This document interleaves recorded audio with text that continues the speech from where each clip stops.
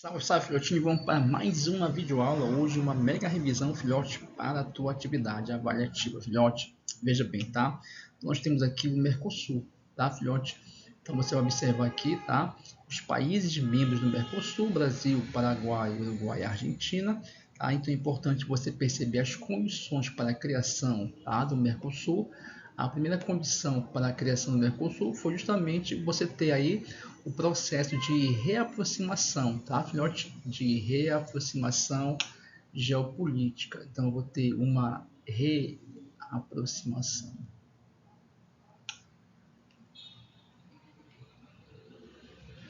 Essa reaproximação é uma reaproximação geopolítica, tá?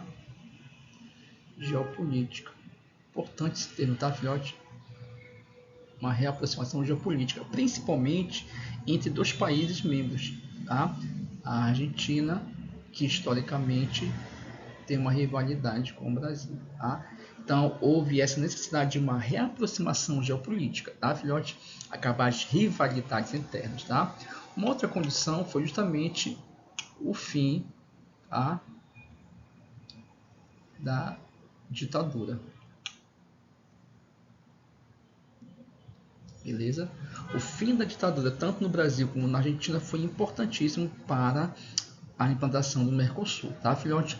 E um outro ponto importante foi justamente que, com essas duas medidas, nós temos a assinatura do Tratado de Assunção. Tá? Então, importantíssimo, filhote, 91, tá? Então, é importante você guardar esse tratado. Esse tratado é que vai criar o famoso, tá? Ele que cria o famoso Mercosul, tá, filhote? Lembrando que você não pode esquecer, a gente comentou em sala de aula, tá, filhote, que o Mercosul significa mercado comum, tá? Esse mercado comum é o terceiro estágio na formação de um bloco econômico. Como esse mercado comum é na América do Sul, eu vou chamar de mercado comum do Sul, tá, filhote? Agora observa, filhote, tá? O termo mercado comum está indicando que o Mercosul estaria nesse terceiro estágio de integração de um bloco econômico. Cuidado, isso aqui é apenas na teoria, tá, filhote? Por quê, Bruninho? Porque o Mercosul, ele está, veja aí, você não pode vacilar, tá, filhote? Tá? Você vai estar aqui no estágio de integração chamado de União Aduaneira. Beleza, filhote? União Aduaneira, tá?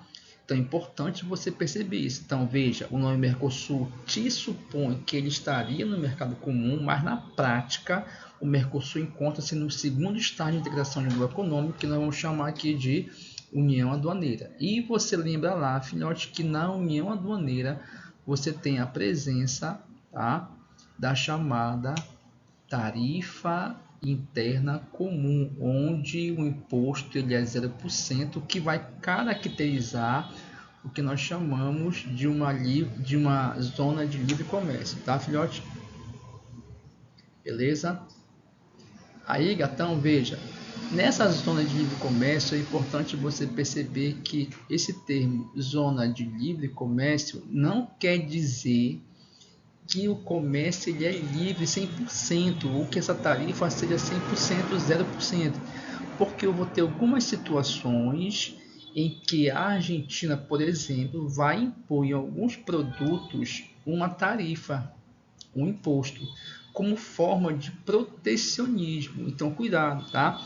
Essa zona de livre comércio, em algumas situações, vai ser cobrado imposto, tá? Justamente para proteger o seu mercado interno de uma concorrência que seria muito desleal, tá? O outro ponto, filhote, é que na União Aduaneira não basta ter a TIC, você vai ter que ter a tarifa externa comum, onde eu vou estipular uma tarifa única para os países de fora do bloco. Não vai confundir, filhote, os países associados. os países associados ao Mercosul, eles têm uma tarifa diferenciada, não chega a ser a mesma tarifa dos países externos, não associados, tá bom? Então é importante você perceber que o Mercosul não está no mercado comum, mas sim trata-se de uma união aduaneira, beleza, filhote? Vamos lá. Também é importante você perceber uma outra sacada, filhote. Veja que dentro do Mercosul, observa, tá? Nós temos aqui, ó, o Brasil corresponde a 78% do Mercosul, tá? Do Mercosul, 78%, tá? Então veja, tá? Aqui você tem o Paraguai, 7,6 milhões de habitantes, a Argentina, 46,8 milhões, o Uruguai, 3,6 milhões e o Brasil, 203 milhões de habitantes, tá?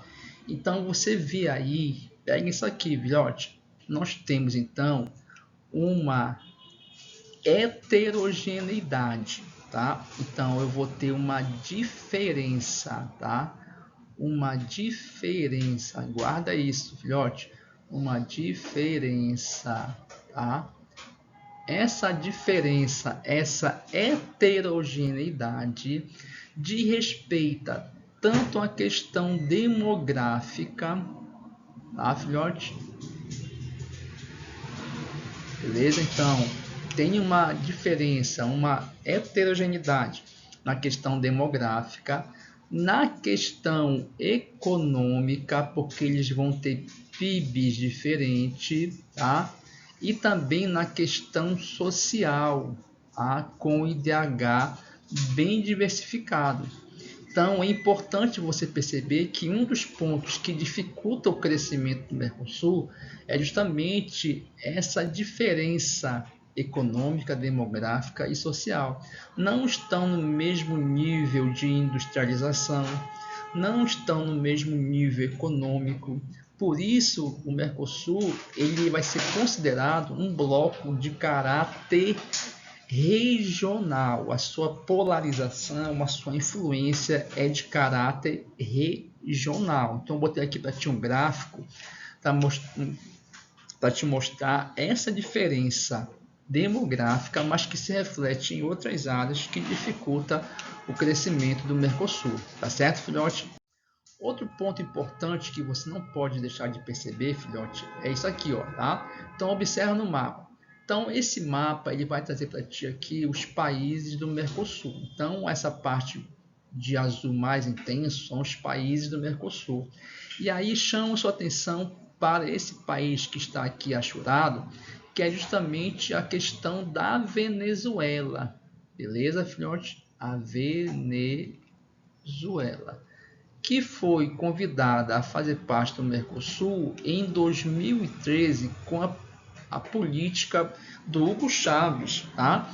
Da Revolução Bolivariana, quando Hugo Chávez tinha um projeto de união da América contra o imperialismo americano. Então, um dos passos para esse projeto de rivalizar com o imperialismo americano era fortalecer os países da América do Sul, depois da América Latina, e para isso, então, era necessário fortalecer o Mercosul. E um ponto do Hugo Chávez era entrar no Mercosul, entrou em 2013, tá?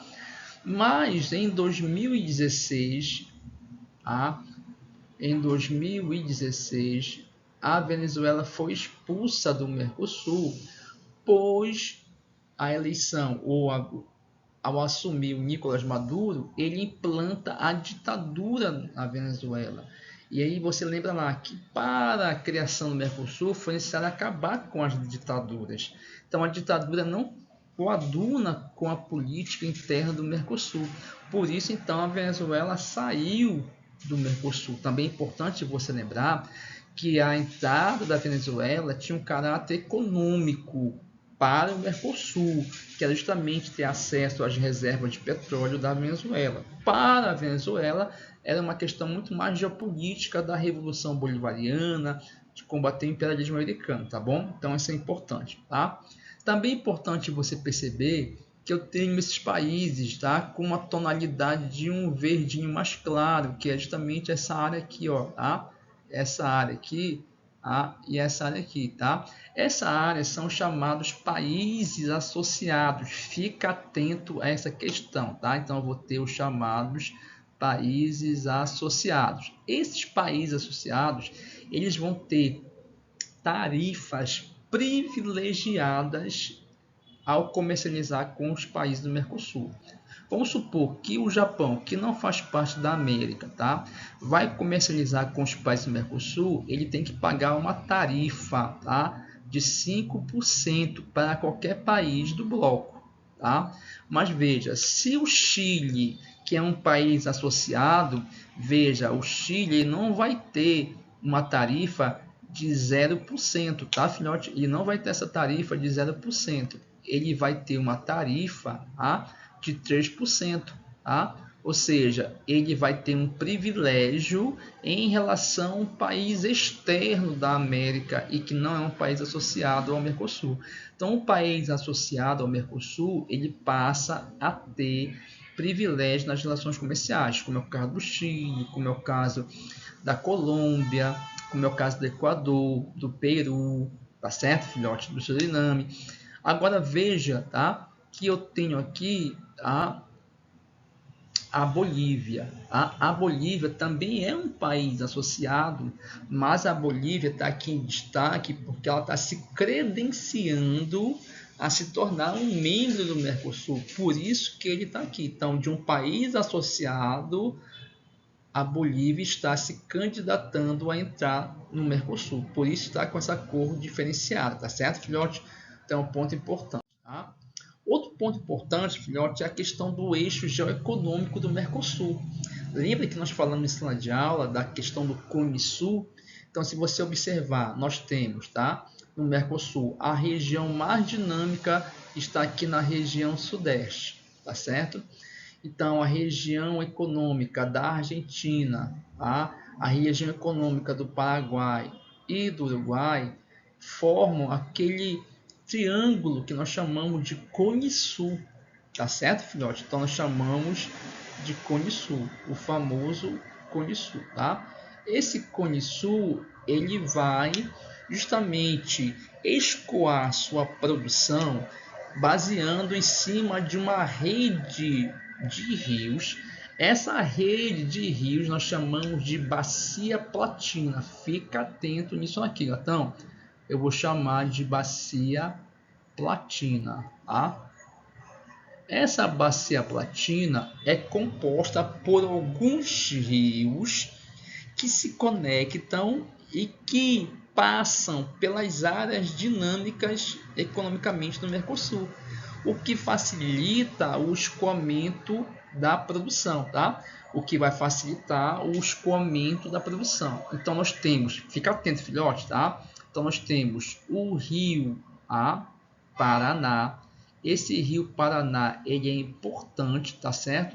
Porque ele conecta essa região sudeste e sul do Brasil, tá? O rio Paraná. O rio Paraná, ele se encontra com o famoso rio Uruguai, perdão, com o rio Paraguai, perdão, tá? Se encontra com o rio Paraguai, tá? Olha aqui o rio Paraguai, tá? Então há um encontro desses dois rios, tá? Lembrando importante, aqui nós temos a hidrelétrica de Itaipu, que é uma hidrelétrica binacional, tá? Essa região aqui, tá, filhote? Uma hidrelétrica binacional. Aí veja, nós temos o rio Uruguai, tá?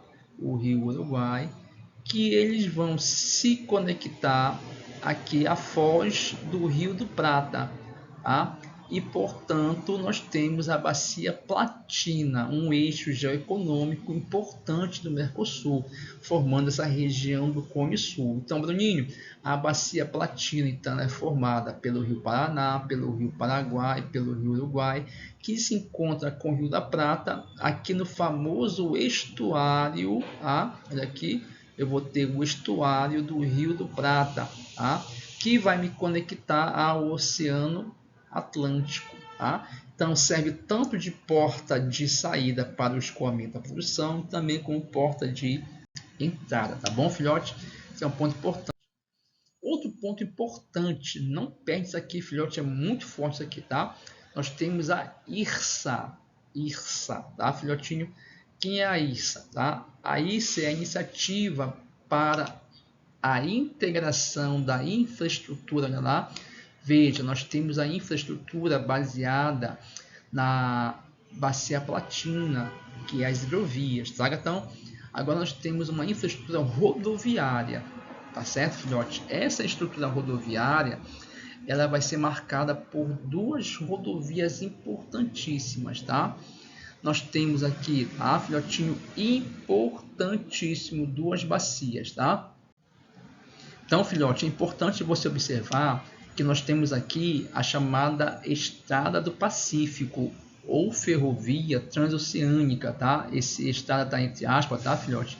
Está entre aspas, então é importante você perceber, tá? Agora é importante, filhote, que essa infraestrutura de transporte está ligando aqui o litoral do Rio de Janeiro, passando por Minas Gerais, passa por Goiás, Mato Grosso, Rondônia, chega no Acre e vai chegar no Oceano Pacífico pelo Peru.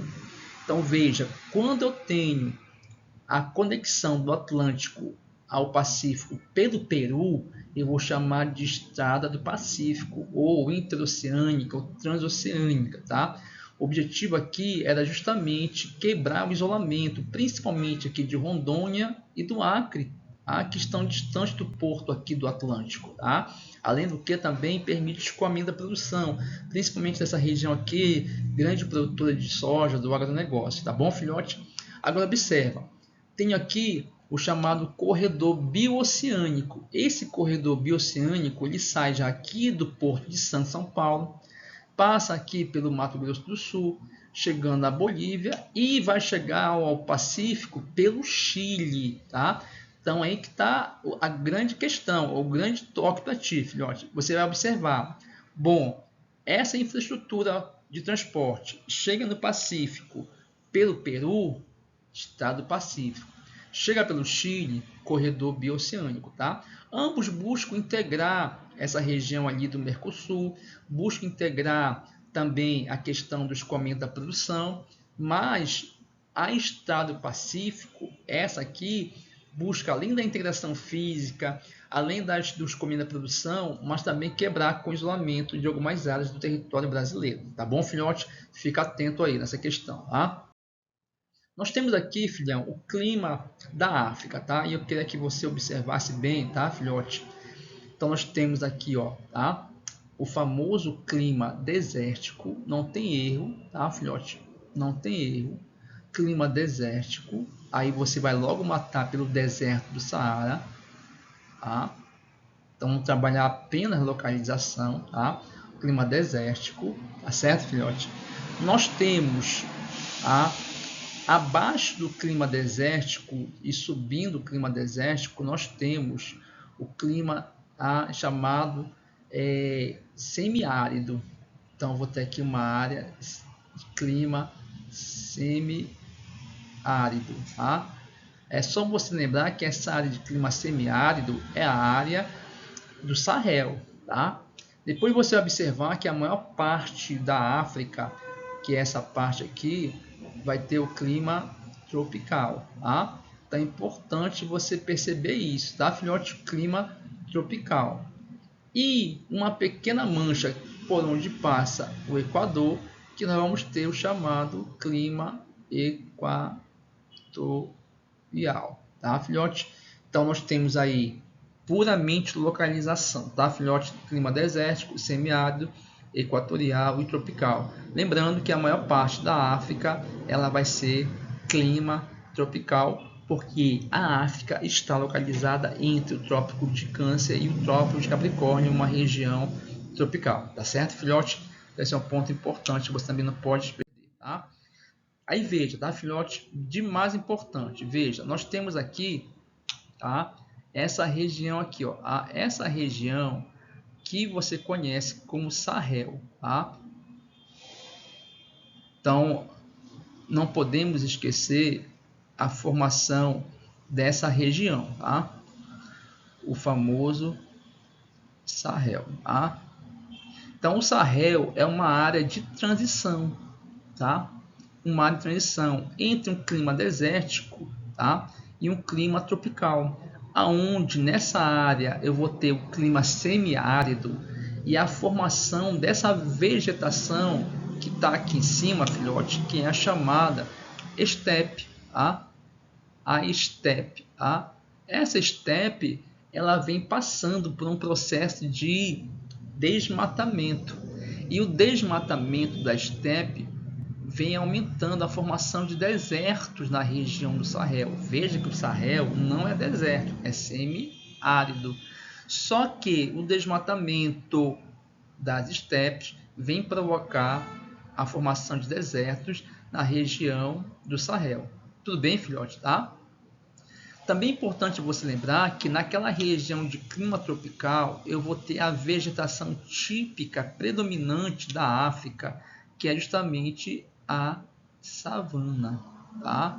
A savana, uma vegetação arbustiva e herbácea, com galhos tortuosos, com essa copa bastante larga, típica da região tropical, que no Brasil nós conhecemos como cerrado, tá? Então o cerrado é a savana brasileira, tá? É muito conhecida como savana brasileira, tá certo, filhote?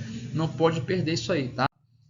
Aí nós temos aqui a regionalização da África. Veja, essa regionalização da África é baseada no critério cultural.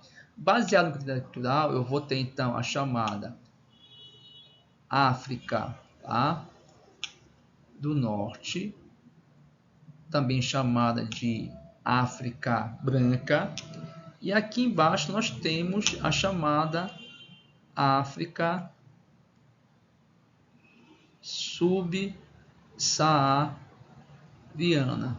A África Subsaariana, ela vai ter então essa diferença cultural.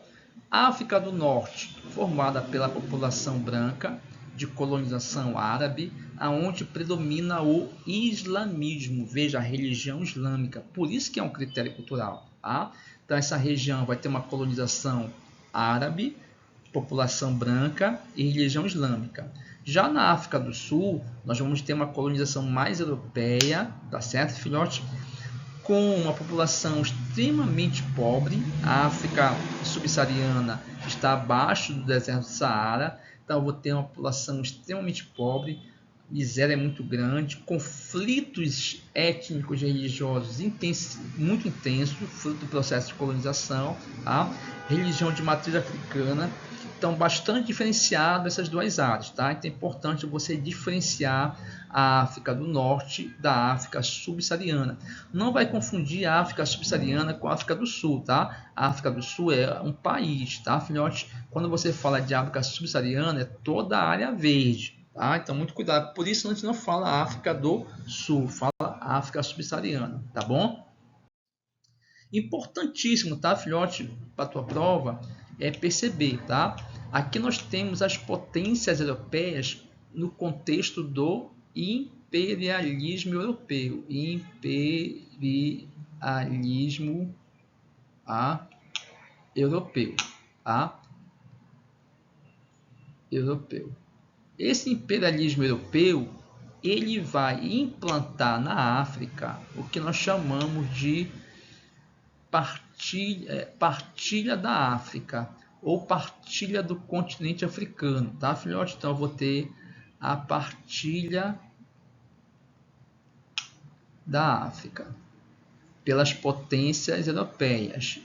Também é importante você lembrar que a partilha da África pelas potências europeias está dentro do contexto, não perde isso aqui, filhote, tá? No contexto da Conferência de Berlim, tá? Vai ser a Conferência de Berlim que vai dividir a África. Então sempre aparece em prova, filhote, tá? Charge mostrando a África como se fosse um bolo que vai ser fatiado, recortado pelas potências europeias, tá? Agora veja, dentro da partilha da África vai ser implantado o que nós chamamos de fronteiras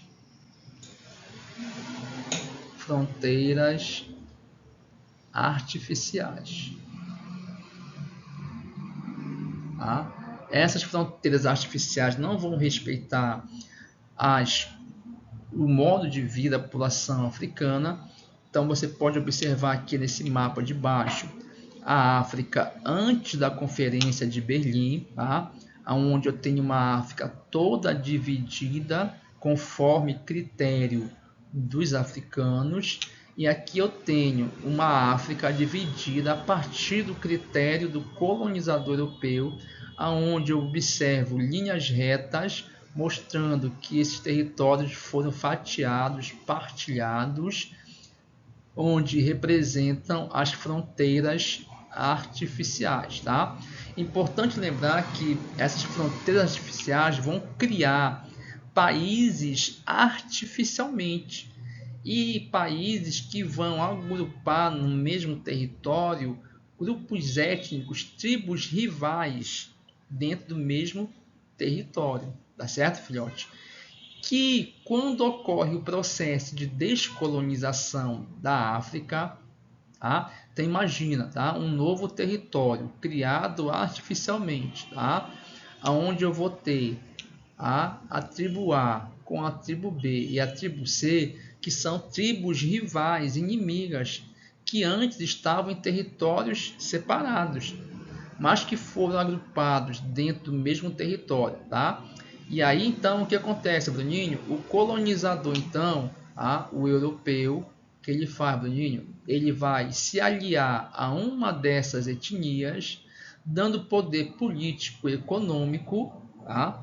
Que passa então a dominar, a controlar as outras etnias. Portanto, enquanto houve a colonização, o europeu acabou abafando os conflitos dentro desses territórios artificialmente criados. O problema ocorre, Bruninho, quando acontece o enfraquecimento desses colonizadores, aonde eu vou ter a descolonização da África, o europeu vai embora, essa etnia que tinha poder político e econômico perde esse poder, e as etnias ou as tribos passam a brigar entre si para ver quem vai controlar esse território.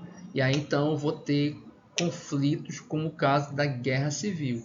Então você vai ter dentro da África, principalmente na década de 60, 70, vários conflitos. Ora, essas tribos lutando pela sua independência, e depois da independência brigando entre si para ver quem controlaria o território. Então é importante você trabalhar os conflitos na África buscando o imperialismo, a Conferência de Berlim, as fronteiras artificiais, tá certo, filhote? O caso bem emblemático é esse caso aqui, ó, que é o caso de Ruanda, tá? Então, Ruanda, você vai perceber que nós temos aqui, filhão, tá? Três etnias, tá? Os Tutsis, tá? Nós temos os Hutus, tá? Que são as duas maiores, e essa aqui de pequena expressão chega a 2% da população de Ruanda, tá? Então veja, os Tutsis, tá? Os Tutsis, eles eram a minoria da população, tá, filhote? A minoria da população, tá? A minoria. Os Hutus eram a maioria da população. Nesse caso, o colonizador ele vai, tá? O colonizador então ele vai se aliar à minoria.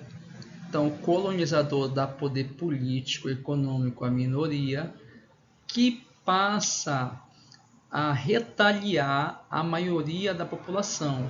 Veja, mesmo sendo minoria, eles dominam a maioria, porque eles têm o poder político, econômico, militar. Tá? Quando aconteceu a descolonização de Ruanda, tá? Houve então a eleição, tá, filhote? A eleição de Ruanda, aonde ganhou o Juvenal, tá? Esse Juvenal era da etnia Hutu, Tá? Então eles tentaram criar um acordo de paz, tá? Não agradou muito os Hutus, mas criaram um acordo de paz. Numa viagem aérea, o avião do presidente cai, tá? E a população de Hutus acaba achando que foi uma emboscada, que foi, na verdade, não caiu de forma natural, ele sofreu um atentado e culparam então os Tutsis. Essa maioria da população, tá? A maioria da população se volta contra os Tutsis, reacendendo aquelas rivalidades do processo de colonização. Então, os Hutus passam então a perseguir e matar a população de Tutsis, aonde ocorreu o maior genocídio do século XX, tá, filhote? Então, isso mostra como o processo de colonização da África provocou as tensões e os conflitos dentro do continente africano, fruto de um processo de colonização, fronteiras artificiais, e a Conferência de Berlim. Tá certo, filhote? Até a próxima. Grande abraço, filhote.